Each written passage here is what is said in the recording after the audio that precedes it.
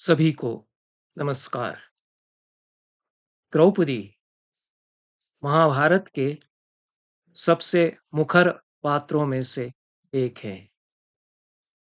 वाचाल भी एक सीमा तक उनको कहा जा सकता है।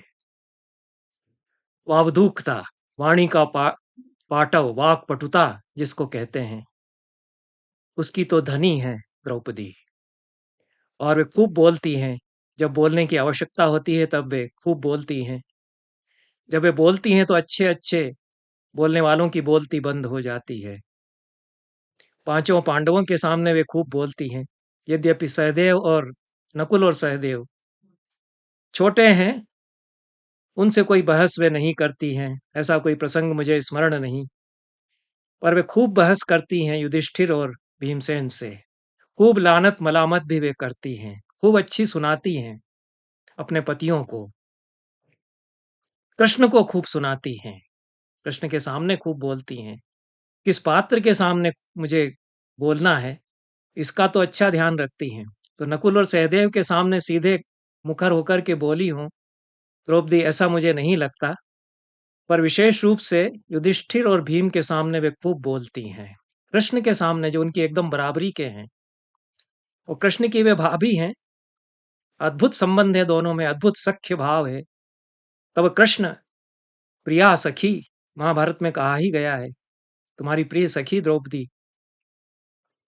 ये जो सख्य भाव है, क्योंकि कुंती बुआ थी, उस नाते युधिष्ठिर आदि सब उनके भाई हैं।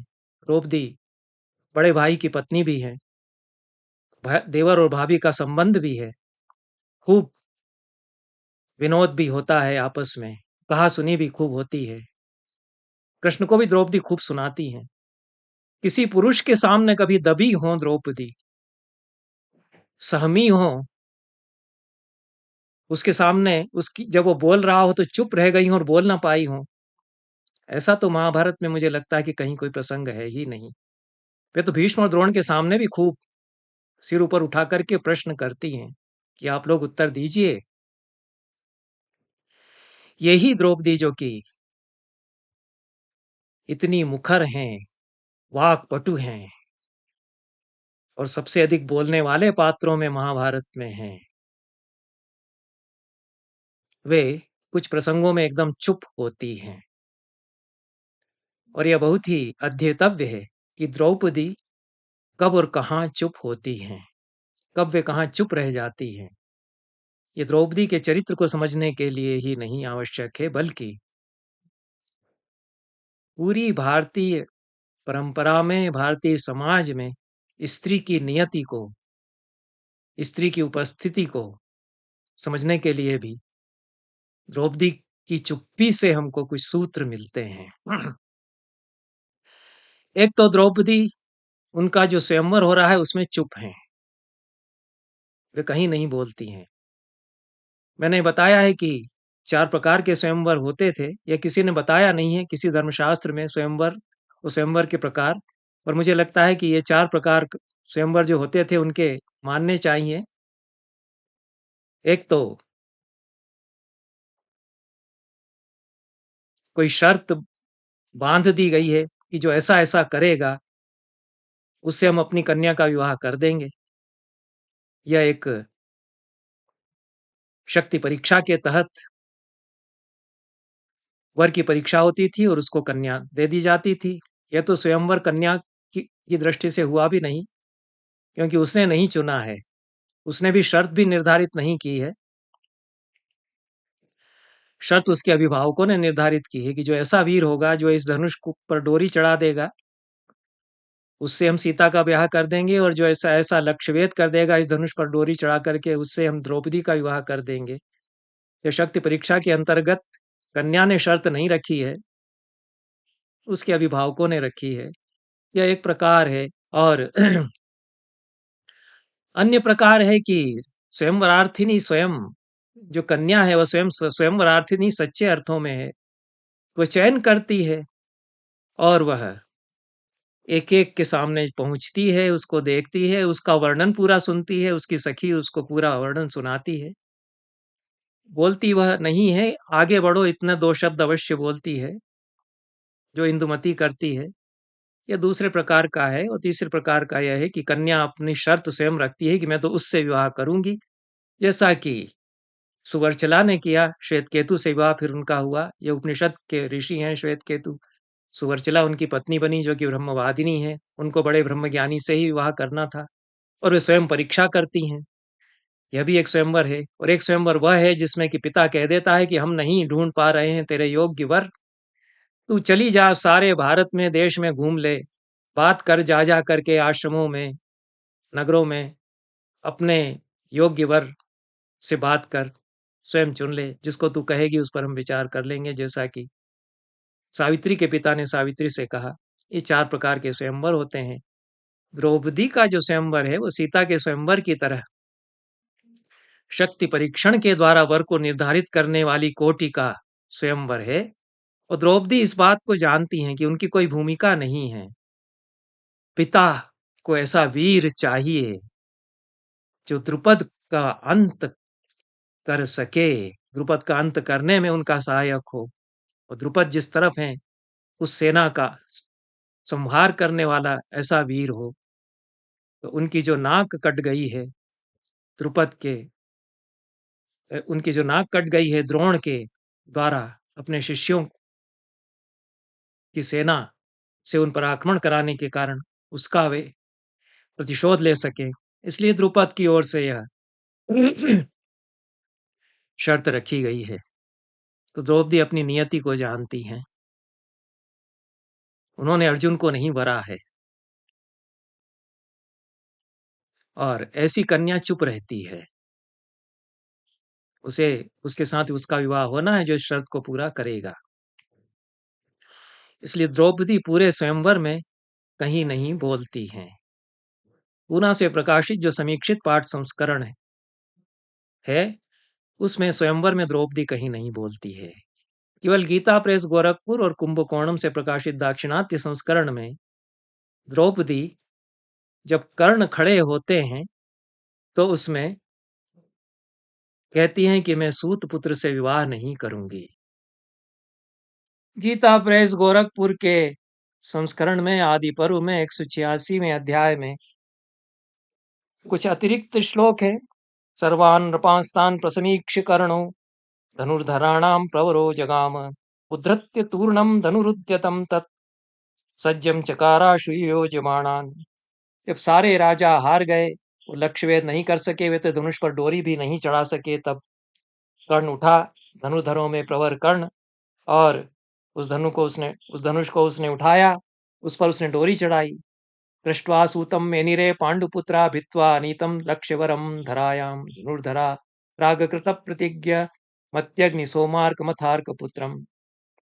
अग्नि, चंद्रमा और सूर्य से भी अधिक तेजस्वी सूर्यपुत्र कर्ण द्रौपदी के प्रति आसक्त होने के कारण जब लक्ष्य भेद की प्रतिज्ञा करने के लिए उठा, तो पांडवों ने यह विश्वास कर लिया कि यह तो लक्ष्य भेद कर देगा।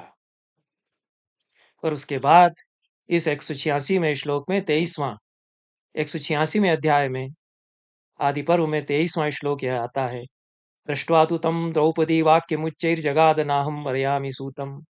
उसको देख करके द्रौपदी जोर से चिल्लाई कि मैं सूत का वरण नहीं करूंगी। सामर्ष हासम प्रसमीक्ष सूर्यम प्रत्याज कर्ण स्फुरितम धनुस्तत्। बड़ा मार्मिक श्लोक यद्यपि है, अमर्ष पूर्वक मन में अमर्ष वैरभाव रख करके कर्ण खिसिया कर हंसा। उसने भगवान सूर्य की ओर देखा और चमकते हुए उस धनुष को उसने वहीं पटक दिया। इसके बाद अर्जुन के द्वारा लक्ष्य वेद का वर्णन है। ये पूना के संस्करण में यह प्रसंग नहीं है और ये 3 श्लोक कम से कम प्रक्षिप्त इसलिए हैं कि इनमें पूर्वापर विरोध होता है। जो मूल पाठ है महाभारत का, जो गीता प्रेस गोरखपुर संस्करण में भी है, उसमें कह दिया गया है कि सारे राजा कर्ण शल्य सहित सारे राजा उस धनुष पर डोरी ही नहीं चढ़ा सके और बैठ गए, यह कह दिया गया है। और फिर उन सबको देख करके कर्ण उठा और उसने प्रयास किया, धनुष पर डोरी चढ़ा दी। यह सब कहा जाए तो इससे पूर्वापर विरोध होता है। कर्ण ने प्रयास किया और लक्ष्य वेध नहीं कर सका, यह पाठ है। और समीक्षित पाठ सहित अन्य संस्करणों में यह पाठ मिलता है। यत्कर्णशल्य प्रमुखैः पार्थिवैः लोकविश्रुतैः नानतं बलविद्भिर्हि धनुर्वेदपरायणैः। यह पूना से प्रकाशित समीक्षित पाठ संस्करण में 179वें अध्याय में आदि पर्व में चौथा श्लोक है। कर्णशल्य आदि लोक विश्रुत पार्थिव जिस पर डोरी भी नहीं चढ़ा सके, ऐसा वह धनुष। और उसके बाद यदि यह प्रसंग आता है कि फिर कर्ण उठे और उन्होंने डोरी चढ़ा दी, तो पूर्वापर विरोध इसमें होता है। और फिर द्रौपदी का यह कहना, यह भी समीक्षित पाठ संस्करण में नहीं है कि मैं सूतपुत्र से विवाह नहीं करूंगी। इसलिए पूरे इस अध्याय में जो प्रसंग समीक्षित पाठ संस्करण में आदि पर्व में 178वें और 179वें अध्यायों में है, उसमें पूरे स्वयंवर के प्रसंग में द्रौपदी मौन खड़ी हुई है, और यह उचित भी है। उनकी नियति है उस समय मौन रहना और देखना कि क्या हो रहा है। और उनका जब जब उनकी भूमिका आती है, तब वे अपनी भूमिका का निर्वाह करती हैं। अर्जुन ने लक्ष्य भेद कर दिया, मुस्कुराती हुई द्रौपदी चली। फिर उन्होंने पीछे मुड़कर के भी नहीं देखा। उन्होंने देखा कि अर्जुन ने इसने लक्ष्य भेद कर दिया है, मुस्कुराती हुई उसके साथ वे हो गई। और युधिष्ठिर आदि उनको लेकर के जाने लगे। उसके बाद शेष राजाओं ने आक्रमण किया पांडवों के ऊपर, जो कि छद्मवेश में थे। उनको कोई जानता नहीं था कि ये पांडव हैं। ब्राह्मण उनको समझ रहे थे। तो राजा लोग कहने लगे कि क्या लड़ेंगे, और ऐसे एक ब्राह्मण कैसे लेकर के जाएगा द्रौपदी को? ऐसे लेके जाएगा तो मिस द्रौपदी को ही इसी यज्ञ की वेदी में डाल करके जला डालेंगे, और या इनको तो हम समाप्त कर ही देंगे। तो अर्जुन और भीम उनसे लड़ते हैं, उनको पराभूत करते हैं, तहस नहस कर डालते हैं। और ये पूरा प्रसंग है। इसमें द्रौपदी शांत देख रही हैं खड़ी। वो चल दी थी इन लोगों के साथ कि मेरी तो अब ये नियति इससे बंध गई। जिसने भी लक्ष्यभेद किया वो जानती नहीं है कि अर्जुन है, जो भी वीर है, अब मुझे उसके साथ जाना है, अब मेरी भूमिका यह है। तो द्रौपदी उसके साथ चल पड़ती हैं, मुस्कुराती हुई प्रसन्न होकर के जा रही हैं। ठीक जो मेरे पिता चाहते थे वह हुआ। एक ऐसा वीर जामाता के रूप में उनको मिल गया, जो कि संसार का सर्वश्रेष्ठ धनुर्धर है। उसके आगे युद्ध होता है, उसमें अर्जुन कर्ण आमने सामने होते हैं। कर्ण अर्जुन को नहीं पहचान रहे हैं, उनको ब्राह्मण समझ रहे हैं। उनके सामने वे निस्तेज होने लगते हैं, चकित हो जाते हैं कि ऐसा कैसे लड़ रहा है। फिर पूछते हैं कि आप हैं कौन, आप बताइए, आप कौन से देवता अवतरित होकर के युद्ध कर रहे हैं, मैं समझ नहीं पा रहा हूँ। आप ब्राह्मण नहीं हो सकते हैं। तो अर्जुन कहता है कि नहीं, मैं ब्राह्मण ही हूँ। तो कर्ण नतमस्तक होकर के निवृत्त हो जाते हैं। वो एक अलग प्रसंग है कि वास्तव में तो अर्जुन कर्ण से कहीं बहुत अधिक बड़े धनुर्धर हैं, और कर्ण उनके सामने अनेक बार हारते हैं। तो यहाँ भी द्रौपदी चुप होकर के देखती है, और उसके बाद वो चल पड़ती हैं। पांडव उनको लेकर के आ जाते हैं। पूरे स्वयंवर में इतना विस्तार से वर्णन है सारे राजाओं का। सारे राजा आ गए हैं, दुर्योधन आदि भी आ गए हैं। वे सभी प्रयास करते हैं लक्ष्यवेध का, धनुष पर डोरी चढ़ाने का, कर्ण सहित। इस सब में द्रौपदी चुप हैं। अर्जुन लक्ष्यवेध करता है, उसमें भी वो देखती रहती हैं। लक्ष्यवेध जैसे ही होता है तो द्रौपदी उनके साथ रवाना हो जाती हैं। ये लोग भी देखते रह जाते हैं, द्रुपद आदि। ये भी एक द्रौपदी का उत्तर है उनके लिए कि ठीक है, आपने मेरी नियति यह बना दी थी कि मैं उसके साथ विवाह करूंगी, जो सर्वश्रेष्ठ धनुर्धर है। तो अब मैं चली। और वे चुपचाप चल पड़ती हैं। यहाँ भी वे चुप हैं। पांडव उनको एक कुम्हार के घर में रुके हुए हैं, उनको लेकर के वहां चले जाते हैं। बड़ा स्कंधावार बनाया गया था। उसमें उनको कदाचित अपने रुकने के योग्य स्थान नहीं मिला, तो किसी कुंभकार की कुटिया में वो रुके, और उस निवास स्थान पर वे पहुंच गए द्रौपदी को लेकर के। आदि पर्व में समीक्षित पाठ संस्करण में ये 182वां अध्याय है। और इसमें द्वार पर खड़े होकर के युधिष्ठिर पुकारते हैं। यह प्रसंग इसमें आता है। अध्याय 182 के पहले श्लोक में कहा गया है, गत्वा तु तां भार्गव कर्मशालां पार्थौ प्रथां प्राप्य महानुभावौ तां याज्ञसेनीं परमप्रतीतौ भिक्षेत्यथा वेदयतां नराग्र्यौ। उस भार्गव कर्मशाला में जो आवास था इनका, वहां पर पहुंच करके, कुंभकार का घर था ऐसा पहले कहा गया है, कर्मशाला उसकी वहां थी। अर्जुन और भीम द्रौपदी को साथ लेकर के दोनों महानुभाव पहुंचे और परम प्रसन्न होकर के द्वार पर ही उन्होंने खड़े होकर के कहा कि भिक्षा हम लेकर के आ गए। कुटी गता सात्वन्वेक्ष पुत्रान् उवाच भुङ्क्तेति समेत्य सर्वे पश्चात्तु कुंती प्रसमीक्ष कन्याम कष्टम मया भाषितमित्युवाच। ये बहुत संक्षेप में पूरा प्रसंग बताया गया। दूसरे श्लोक में 182वें अध्याय में आदि पर्व के कहा गया कि कुटिया के भीतर थी कुंती, उसने भीतर से ही कहा कि सब मिलकर के इसका भोग करो, इसको आपस में बांट करके इसका भोग करो। फिर द्वार पर आकर के उन्होंने देखा कि किसके लिए, कैसी भिक्षा के लिए कह रहे हैं। तो कन्या को उन्होंने देखा तो मैंने क्या कह दिया, बड़े कष्ट की बात है, ऐसा द्रौपदी को देख करके कुंती ने कहा।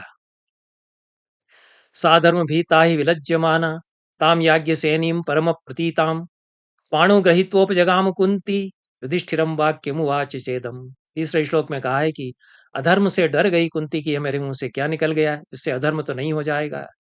याज्ञ सेनी को उन्होंने देखा, परम प्रतीत थी, प्रसन्न ही थी, और कोई विकार याज्ञ सेनी के मुख पर नहीं है। कुंती ने कह दिया कि इसको आपस में बांट लो।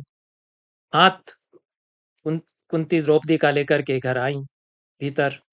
युधिष्ठिर से उन्होंने कहा कि यह तो द्रुपद की बेटी है, और भीम और अर्जुन दोनों ने ऐसा पुकारा, मैंने ऐसा कह दिया, मुझे उस समय जो उचित लगा मैंने कह दिया, मुझसे असावधानी हो गई। चौथे श्लोक में कहती हैं, प्रमादवश मेरे मुंह से ऐसा निकल गया, मैंने कभी मिथ्या वाक्य नहीं कहा, मेरा आदेश कभी तुम लोगों ने उल्लंघन नहीं किया, तो अब क्या करना इस पर तुम विचार करो।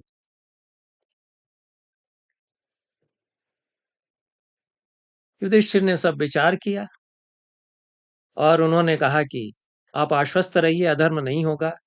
उन्होंने धनंजय या अर्जुन से कहा कि हे अर्जुन, तुमने जीता है स्वयंवर में, स्वयंवर में तुम जीत करके लाए हो और तुम पर संतुष्ट हैं, तुमको मुस्काकर देखती हुई तुम्हारे साथ ये चल पड़ी थी, तो अग्नि जलाओ, फेरे ले लो, तुम इनसे विवाह करो।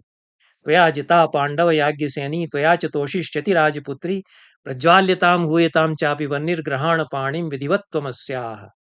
विधिवत पाणी ग्रहण तुम इससे कर लो।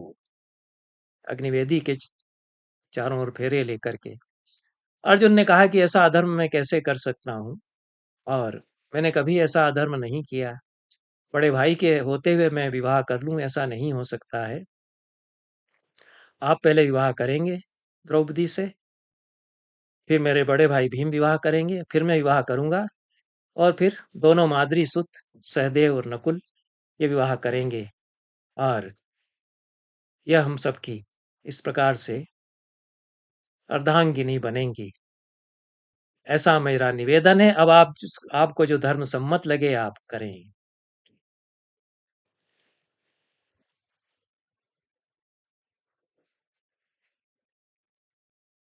ऐसा अर्जुन ने कह दिया। उसके बाद सब भाई द्रौपदी को देख रहे हैं। द्रौपदी खड़ी हुई हैं, अविचलित खड़ी हुई हैं। ऐसा लगता है जैसे तमाशा वो देख रही हो और मुस्कुरा रही हो कि ये लोग कर क्या रहे हैं। और कोई महिला इस तरह से नहीं खड़ी रह सकती थी अविचलित। प्रसन्न होकर के कुंती के साथ चली गई। ये लोग बातचीत कर रहे हैं, वो देख रही हैं कि ये क्या कह रहे हैं। उन्होंने कुछ नहीं कहा कि क्या आप लोग कह रहे हैं मेरे बारे में, और आपको क्या अधिकार है कि आप ऐसा करें मेरे साथ, कुछ भी नहीं। उन्होंने स्वीकार कर लिया कि ये सब होगा। वो समझ गई कि क्या होने वाला है। अब द्रौपदी जैसा जो कुछ यहाँ स्वरूप उनका है, अत्यंत असाधारण महिला है। और कोई महिला होती तो बुक्का फाड़कर रोती, चीख चिल्ला पड़ती, कुछ करती। द्रौपदी तो कौतुक से मुस्कुराते हुए एक तरह से देख रही हैं, ऐसा ही लगता है। क्योंकि समझ गई कि हो क्या रहा है। वो देख भी रही थी कि क्या हो रहा था। पूरे स्वयंवर में द्रौपदी एक-एक को देख रही है। बहुत बारीक दृष्टि उनकी है। ये बहुत सुंदर वर्णन आया है। और द्रौपदी अपनी शक्ति को पहचानती है। द्रौपदी में उन्मादिनी शक्ति है। मोहिनी रूप उनमें है। विष्णु का मोहिनी रूप देख कर के जिस प्रकार से शंकर तक मोहित हो गए थे, वैसी शक्ति द्रौपदी में है। तो सारे राजा लगभग उन्मत्त से हैं द्रौपदी को देख करके। यह तो द्रौपदी खुद समझ रही हैं। पांचों पांडव द्रौपदी को देख करके वो कंदर्प के बाणों से बिंध चुके हैं। यह तो द्रौपदी यह भी देख रही हैं कि जिन लोगों के साथ में चल रही हूं, उनका क्या भाव है मेरे प्रति, यह भी समझ रही हैं। ये वर्णन पहले कर चुके हैं 178वें अध्याय में आदि पर्व में 12वें श्लोक में, कि जैसे सारे एक एक राजा जितने आए थे, दुर्योधन, शल्य, कर्ण आदि, द्रौपदी को देख करके मनमथ के बाणों से बिंध गए थे, पागल हो उठे थे उसके लिए। उसी प्रकार से पांचों पांडव भी कंदर्प के बाणों से बिंध गए द्रौपदी को देख करके। स्वयंवर जब पूरा ही नहीं हुआ उसी समय, लक्ष्यवेद जब हुआ नहीं है उसी समय, तथैव पार्था प्रथुबाहवस्ते वीरौ यमौ चैव महानुभावौ ताम द्रौपदीं प्रेक्ष्य तदा स्म सर्वे कंदर्पबाणाभिहता बभूवुः। तो यह भाव द्रौपदी के लिए पांचों का था। इसको भी कौतुक से द्रौपदी देख रही हैं कि इन लोगों के साथ में आ गई, इन लोगों का क्या भाव है मेरे लिए। वो कुछ नहीं कह रही हैं। क्या होगा यह वो समझ रही हैं कि अब क्या होगा। और कैसे इन लोगों ने कह दिया कि हम भीख ले आए हैं, कैसे अंदर जो महिला है जो कि इनकी माता है उसने कह दिया है कि बांट लो। इस सब का निहितार्थ वो समझ रही हैं, इसलिए जान रही हैं कि अब मुझे कुछ कहने की आवश्यकता ही नहीं है, तो होगा। इसको जिस रूप में भी व्याख्या करें, इसको स्त्री की नियति के रूप में व्याख्या करें कि उसके साथ ऐसा हुआ, या द्रौपदी अपनी शक्ति और सामर्थ्य को पहचान रही हैं, जैसा कि उसकी व्याख्या की जाती है कि वो उन्होंने तप किया था और मुझे वर चाहिए, मुझे वर चाहिए, ऐसा 5 बार उनके मुंह से निकल गया, तो उनको वर दे दिया शंकर ने कि 5 पति तुम्हारे होंगे। या इसकी व्याख्या करने के लिए एक आख्यान गढ़ा जाता है। इस रूप में समझें, उनको श्यामा तंत्रों की एक बड़ी देवी के रूप में समझें कि वे अपनी शक्ति को इस रूप में समझती है, इस रूप में समझें। पर द्रौपदी यहाँ पर चुप रहती हैं। न तो वे हतप्रभ हैं, न वे आहत हैं। वे केवल देखती हैं कि हो यह रहा है। और चाहे हम यह व्याख्या करें कि जैसा कृष्ण कुमार कहते हैं कि द्रौपदी की सारी कथा का सार स्त्री का अकेलापन है।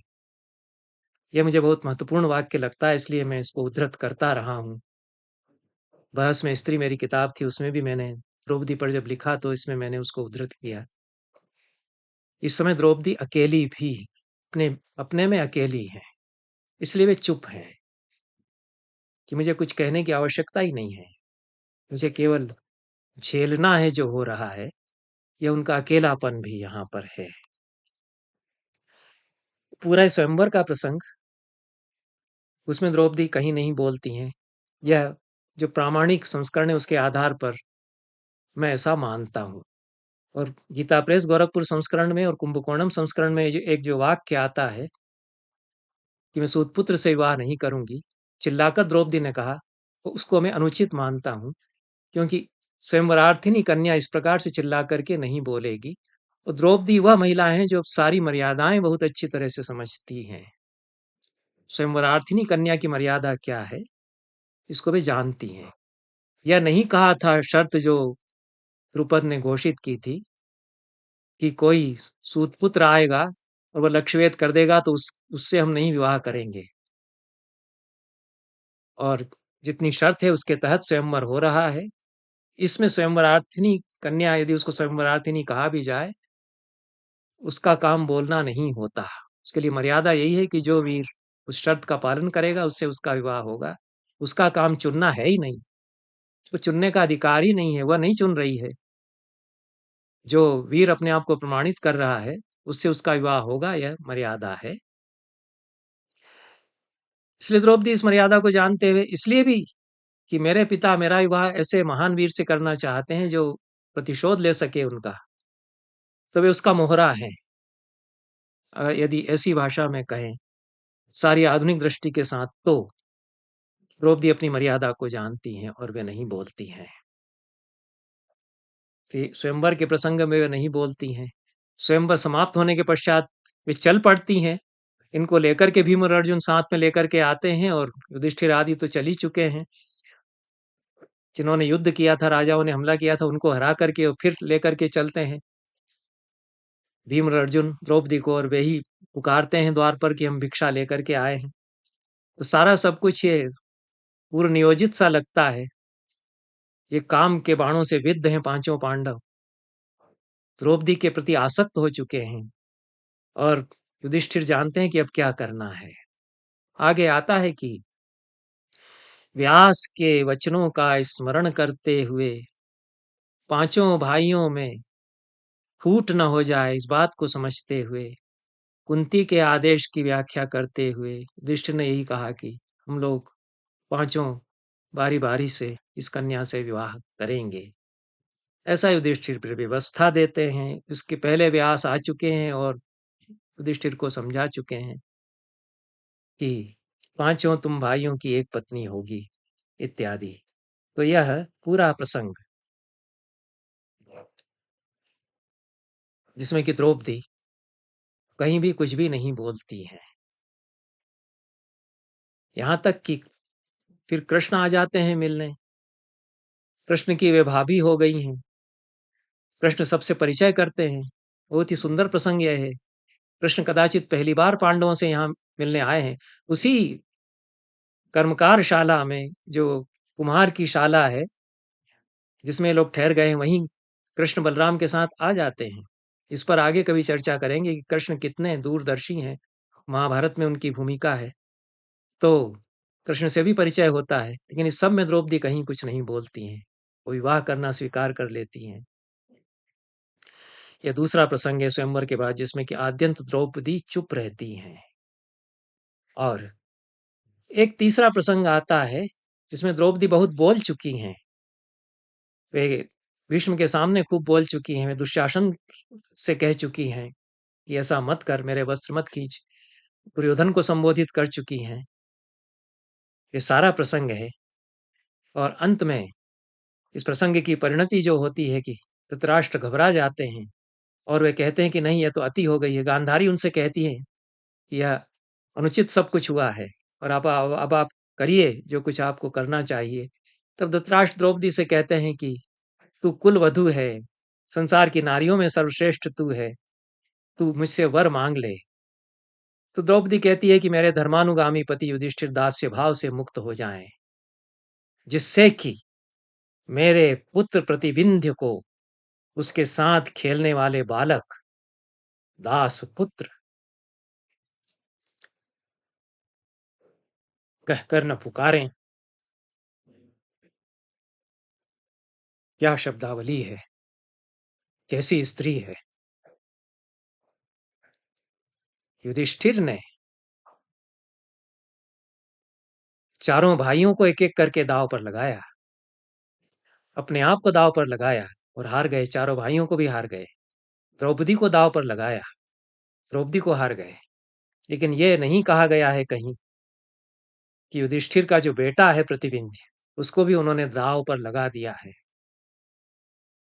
द्रौपदी कैसी महिला है। वो ये कहती हैं कि मेरे बेटे को कोई दास का पुत्र कहकर न पुकारे। इसलिए मैं पहला वरदान यही मांगती हूं कि युधिष्ठिर को दास्य भाव से मुक्त कर दिया जाए। ये सामान्य महिला नहीं हो सकती है जो इस तरह की भाषा में बोलती है। ये वो महिला नहीं हो सकती है कि मेरे पति मेरे देवता हैं, उनको दास्य भाव से मुक्त कर दो और मुझे मुझे कुछ नहीं चाहिए। ये तो कहती है कि मेरे बेटे को दास पुत्र कोई न कहे, इसलिए युधिष्ठिर को दास भाव से मुक्त कर दिया जाए। तो धृतराष्ट्र कहते हैं कि मैंने यह वरदान दिया, दूसरा वरदान मांग ले। धृतराष्ट्र भी चकित हैं। पहले ही वरदान में मेरे सारे पाँचों के पाँचों पति दास्य भाव से मुक्त हो जाएँ, ये माँग सकती थी, कि नहीं माँगा। इससे द्रौपदी की असाधारणता समझ में आती है। वो तो जानती हैं कि चाहती तो पाँचों को मुक्त कर लेती, केवल एक ही को मुक्त कराया है और कुछ चाहिए ही नहीं। तुम लोग दास हो गए तो मैं क्या करूँ? उस पति को मैं मुक्त कराती हूँ जिससे मेरा बेटा अभी हुआ है, उसको दास पुत्र कोई नहीं कहेगा। मैं ये चाहती हूँ। बाकी तो सब मैं कर लूँगी, जैसा शकुंतला ने दुष्यंत से कहा था, जो महाभारत की शकुंतला है, कि मैं इस लड़के को लेकर के जाऊँगी, उसको इतना बड़ा वीर बनाऊँगी कि ये सारे संसार को जीत करके तुझे भी ध्वस्त करेगा, कर देगा। ऐसा ही कुछ कह कर के शकुंतला चल पड़ी थी, महाभारत की शकुंतला। जब दुष्यंत ने जानबूझ करके अपमानित करते हुए उस मना किया कि मैं नहीं पहचानता तुझे, ये कालिदास की शकुंतला नहीं है। यही नारी द्रौपदी है, जो ये कहती है कि मेरे उस पति को दास्य भाव से मुक्त कर दिया जाए जिसका बेटा है, और मेरे बेटे को, ताकि कोई दासपुत्र न कहे। तब धृतराष्ट्र कहते हैं कि चकरा जाते हैं वो भी, कि ये क्या वर हुआ है, क्या मांगा है, बाकी सबका दास्य भाव से मुक्ति क्यों नहीं मांग लिया? तो कहते हैं एक बार और मांग। तब वो कहती है कि मेरे सब पतियों को भी, भीम अर्जुन नकुल सहदेव सहित चारों पतियों को दास्य भाव से मुक्त कर दिया जाए। ये गुत्थी है महाभारत की एक, कि ऐसा द्रौपदी ने क्यों किया, कि युधिष्ठिर की ही दास्य भाव से मुक्ति मांगी। एक तो जो तय हुआ था कि प्रथम पत्नी वे युधिष्ठिर की है, पहले युधिष्ठिर ने विवाह किया है, इस समय वे युधिष्ठिर की पत्नी है, बारी बारी से पांचों के साथ रहेंगी। यद्यपि यह तो नारद ने समझाया, तब ये व्यवस्था हुई थी कि इतने इतने समय पांचों के साथ क्रमशः रहेंगी द्रौपदी। लेकिन कुछ व्यवस्था है कि इस समय वे युधिष्ठिर की पत्नी है, तो युधिष्ठिर की पत्नी के रूप में अपने पति का दास्य भाव से मोक्ष उन्होंने मांगा। यह एक व्याख्या हो सकती है। अपने पुत्र के लिए उन्होंने वर मांगा है वास्तव में, कि उसको दास पुत्र कोई न कहे, इसलिए उन्होंने यह वर मांगा है। लेकिन धृतराष्ट्र जब कहते हैं कि दूसरा वर मांग, तब भीम अर्जुन नकुल और सहदेव इन चारों को स्वतंत्र कर दिया जाए, यह वे वर मांगती हैं। धृतराष्ट्र यह वर भी देते हैं, और धृतराष्ट्र कहते हैं कि दो वरदानों के द्वारा तेरा पूरा आदर हम नहीं कर पाए, तो तीसरा वर और मांग ले।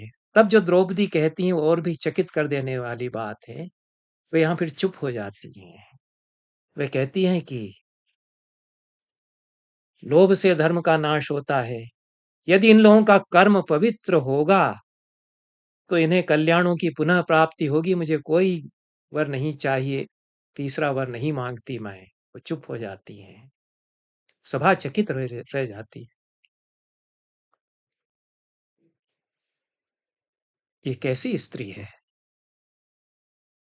तीन तीन वरदान दिए जा रहे हैं, ये नहीं मांगती है कि सब पांडव दास्यभाव से मुक्त हो जाएं, जो संपत्ति हार गए हैं ये भी सब इनको लौटा दी जाए, ऐसा कुछ नहीं। दो ही वर मांगने के बाद चुप होकर, दो ही वर मांगने के बाद कहती है कि इन लोगों का कर्म पवित्र होगा तो इन्हें कल्याणों की पुनः प्राप्ति हो जाएगी। वो चुप हो जाती है। कर्ण प्रशंसा करता है यहाँ पर। इस अर्थ में कर्ण असाधारण बुद्धिमान व्यक्ति भी हैं, और वह कहता है कि द्रौपदी के अतिरिक्त अन्य कोई स्त्री ऐसा नहीं कहती। वो तीसरा वरदान मांगने से रुक जाती, वो चुप हो जाती। ऐसा द्रौपदी के अतिरिक्त अन्य कोई स्त्री नहीं कर सकती। प्रशंसा बहुत करता है, यद्यपि व्यंग्य में करता है, कुछ व्यंग्य भी है उसमें। पर द्रौपदी की चर्चा यहाँ कर रहे हैं, इसलिए ये तीन प्रसंग ऐसे हैं जिसमें मुझे लगता है कि द्रौपदी जानती हैं कि कहाँ बोलना है और कहाँ चुप होना है। पहली बात जो उनके चरित्र के बारे में सीधे सीधे मुझे समझ में आती है, वह तो यही है। इसलिए सूत पुत्र से मैं विवाह नहीं करूंगी, ऐसा उन्होंने नहीं कहा। जो महाभारत है उसमें अब जिसको जिसमें संतोष हो, कर्ण के चरित्र को बहुत उज्जवल बनाने का प्रयास किया गया। ऐसे स्थल महाभारत में जोड़े गए हैं, क्योंकि सूर्य के प्रति जिन लोगों की भक्ति थी उन लोगों ने कर्ण के चरित्र को बहुत उज्ज्वल बनाने के लिए कुछ श्लोक जोड़ दिए हैं, ऐसा वासुदेव शरण अग्रवाल भी मानते हैं। और उस श्लोक में कर्ण का जो बताया गया है, जो प्रतिक्रिया बताई गई है कि सूर्यदेव की ओर उसने देखा जो मध्य आकाश में चमक रहे थे, हंसा और धनुष उसने रख दिया। तो कर्ण की गरिमा बताने के लिए प्रसंग जोड़ा गया और इसमें कोई तत्व नहीं है कि ऐसा माना जाए, ऐसा हुआ और द्रौपदी ने ऐसा कहा कि मैं सूतपुत्र से विवाह नहीं करूंगी। इसलिए यही मानना उचित है कि पूरे स्वयंवर के प्रसंग में द्रौपदी चुप रहती हैं, जिस प्रकार से धनुष यज्ञ में सीता चुप रहती हैं, क्योंकि कदाचित मर्यादा यही है कि जो शक्ति परीक्षण वाला स्वयंवर का प्रकार है उसमें कन्या चुप रहे। और पूरे उस प्रसंग में जो भिक्षा ले आए ऐसा अर्जुन और भीम द्वार पर घोषणा करते हैं, पूरे इस प्रसंग में जो द्रौपदी मुस्कुराकर चल दी हैं 5 भाइयों के साथ, दरवाजे तक पहुंच गई हैं, कुछ आश्चर्य नहीं उनको, कैसे स्थान पर ले आए हैं लोग, कुटिया के सामने ये लोग ले आए हैं, कौन लोग हैं, कोई आश्चर्य नहीं। ऐसा लगता है कि मुस्कुराकर कौतुक से देख रही हैं, पर चुप हैं। ये बहुत गंभीर चरित्र इससे द्रौपदी का सामने आता है। चाहे यह माने कि वे उनका अकेलापन उसमें वे हैं, या यह माने कि वे असाधारण महिला हैं और पुरुषों को वे नचाएंगी, इस बात को वे जानती हैं। इसलिए चुप है, मुस्कुरा कर देख रही हैं। इसलिए चुप हैं, वे जानती हैं कि इन लोगों को तो मैं नचा ही लूंगी, जो कि द्रौपदी ने किया। महाभारत की एक वास्तविकता तो यही है कि द्रौपदी के संकेतों पर पांडव चलते हैं, पांचों पांडव वे सूत्रधार बन जाती हैं, एक अर्थ में पूरे महाभारत की जो कुछ घटता है उसको वे चलाती हैं, उनके कारण भी सब कुछ होता है। और पांचों पांडव जो वे कहती हैं वह करते हैं। सत्यभामा यही तो पूछती हैं वन पर्व में जब मिलती हैं द्रौपदी से कि तुम कैसे उंगलियों पर नचा लेती हो। इस तरह की भाषा नहीं है, पर आशा यही है कि पांचों पति तुम्हारे वश में कैसे हैं, क्या तुमने ऐसा कर दिया है कि पांचों पति तुम्हारे सदैव अनुगत बने रहते हैं। मैं तो एक कृष्ण को नहीं संभाल पाती हूँ, इत्यादि वो कहती हैं। इन 3 प्रसंगों के अतिरिक्त एक चौथा प्रसंग और है, जिसमें द्रौपदी कहने की आवश्यकता ही नहीं कि आद्यंत चुप हैं, चुप उनको रहना है, मर्यादा धर्म की है। फिर युधिष्ठिर के द्वारा राजसूय यज्ञ जो किया गया उसके पूरे प्रसंग में द्रौपदी चुप हैं। वे यजमान की पत्नी के रूप में युधिष्ठिर के साथ बैठी हुई हैं, उन्हें वहां कुछ नहीं बोलना है। यह जो राजसूय यज्ञ का वर्णन है, इसमें अद्भुत प्रसंग घटित होते हैं। सारी पृथ्वी के राजा उपस्थित होते हैं, भारत के और भारत के बाहर के देशों के भूगोल का वर्णन यहाँ है। बहुत समृद्धियां लाई जाती हैं युधिष्ठिर के लिए उपहार के रूप में, इस सब का वर्णन है।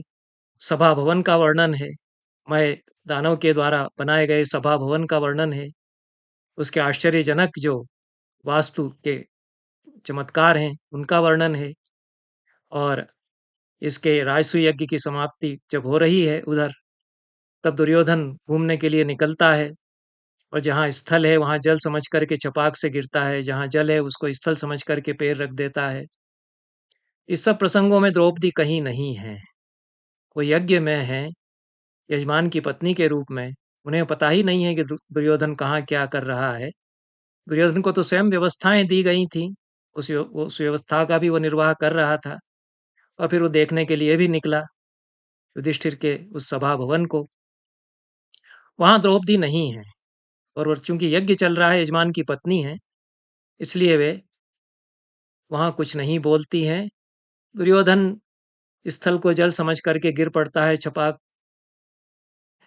जहाँ स्थल है वहां जल समझ करके गिर पड़ता है, जहाँ जल है उसको स्थल समझ करके गिर पड़ता है और छपाक की आवाज़ से के साथ उसके वस्त्र भीग जाते हैं। इस सब को देख कर के भीम हँसते हैं और नकुल सहदेव हँसते हैं, ऐसा वर्णन तो आता है। लेकिन अंधों के अंधे होते हैं, ऐसा कुछ द्रौपदी ने कहा उसको देख कर के, यह कहीं नहीं आता है महाभारत में। समीक्षित पाठ संस्करण में भी नहीं है। यह तो गीता प्रेस गोरखपुर के संस्करण में भी नहीं मुझे मिला। ये लोक कथाओं के जो कुछ कथानक मिल जाते हैं, महाभारत के जो अन्य पाठ होते हैं, उसमें कुछ लोकप्रियता की दृष्टि से प्रसंग जोड़े जाते हैं। यह द्रौपदी के चरित्र का हनन मेरी दृष्टि से है। वो यज्ञ में बैठी हुई हैं, यजमान की पत्नी हैं, वो जानती हैं, इस समय उन्हें कुछ नहीं बोलना है, हँसी-ठिठोली में सम्मिलित उन्हें नहीं होना है। युधिष्ठिर के साथ वे हैं, इसलिए यह चौथा प्रसंग है जिसमें कि द्रौपदी चुप है। चुप होती हैं, वे अपने आप में उनकी चुप्पी के प्रसंग गुत्थी के रूप में सामने आते हैं। महाभारत में अनेक गुत्थियाँ हैं और विचारणीय है और द्रौपदी सामान्य महिला तो नहीं है, असामान्य असाधारण महिला हैं, अद्भुत विलक्षण महिला भी हैं। इसलिए वे जहाँ चुप रहती हैं, ये समझने की बात हो जाती है। इन शब्दों के साथ आज की ये चर्चा समाप्त करता हूँ। बहुत-बहुत धन्यवाद। नमस्कार।